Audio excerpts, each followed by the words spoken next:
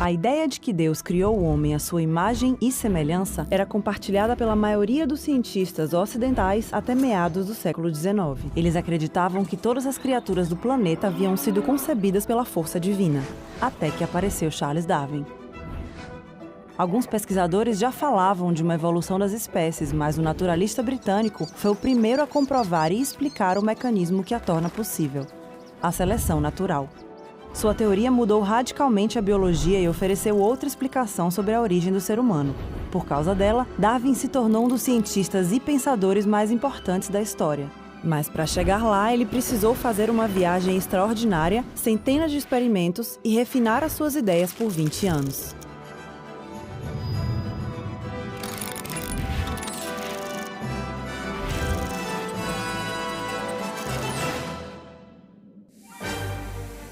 Em 1831, Darwin tinha 22 anos e estudava na Universidade de Cambridge, quando foi convidado como naturalista a uma grande expedição. A bordo do HMS Beagle, ele passou quase 5 anos percorrendo vários continentes, a começar pela América do Sul.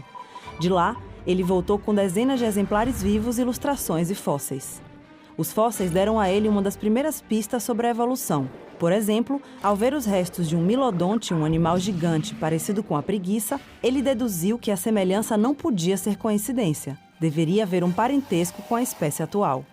Quando passou pelas Ilhas Galápagos, Darwin observou espécies como as tartarugas gigantes que viviam em ilhas próximas, mas tinham características físicas únicas em cada ilha. Nas zonas úmidas, onde a vegetação era abundante, as tartarugas tinham pescoço curto e uma carapaça em forma de cúpula. Já nas ilhas com ambiente árido, elas tinham a carapaça irregular como uma sela e o pescoço mais longo. Mas como explicar essa diferença? Quando voltou de viagem, Darwin passou algum tempo analisando como, cruzando exemplares de uma espécie, criadores de animais e agricultores produziam novas variedades. A chave para conseguir variedades melhores de plantas e animais era a seleção artificial feita pelo homem. Darwin percebeu que o mundo natural provavelmente fazia o mesmo tipo de seleção, mas não sabia como, até que leu o trabalho de Thomas Robert Malthus, um economista britânico do século XVIII. Em um ensaio sobre demografia, Malthus disse que com o crescimento da Europa, a população aumentaria muito mais do que os alimentos disponíveis. Isso provocaria uma luta pela sobrevivência. Essa ideia ajudou Darwin a explicar o esquema evolutivo. Na natureza, há uma luta pela sobrevivência, mas o que sobrevive não é necessariamente o mais forte, e sim o que melhor se adapta às condições do ambiente em que vive.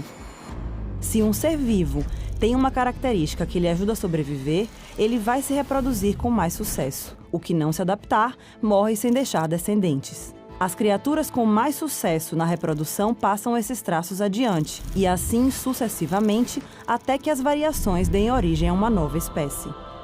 Por isso, as diferenças entre as tartarugas que Darwin viu nas Galápagos eram produto da evolução.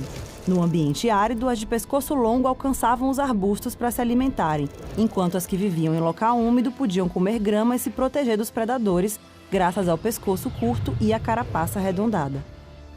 Para Darwin, essas mudanças aconteciam de forma lenta e gradual.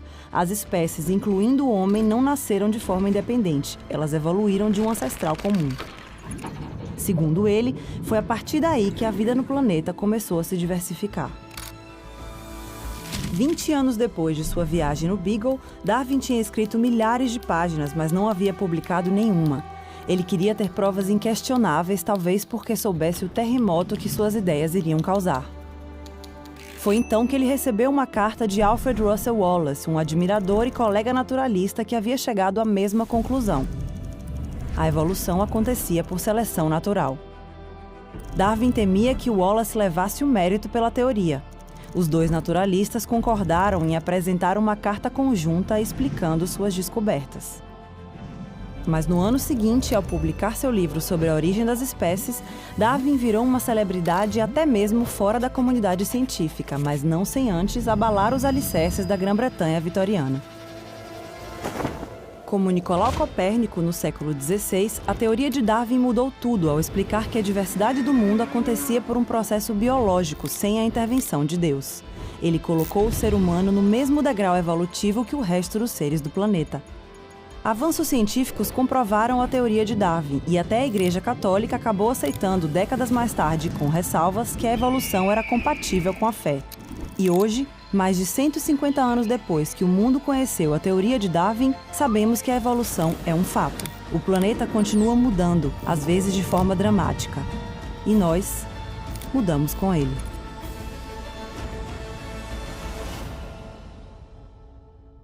Oi pessoal, espero que vocês tenham gostado desse vídeo. Uma curiosidade, na passagem de Darwin pelo Brasil, ele levou, além de amostras de plantas, uma experiência no Carnaval de Salvador. Ele escreveu no seu diário que foi alvejado pelos foliões que jogavam balões de cera cheios d'água nele e nos seus colegas do navio HMS Beagle. Ele escreveu inclusive que foi difícil manter a dignidade com as roupas molhadas na rua, quem nunca, não é mesmo?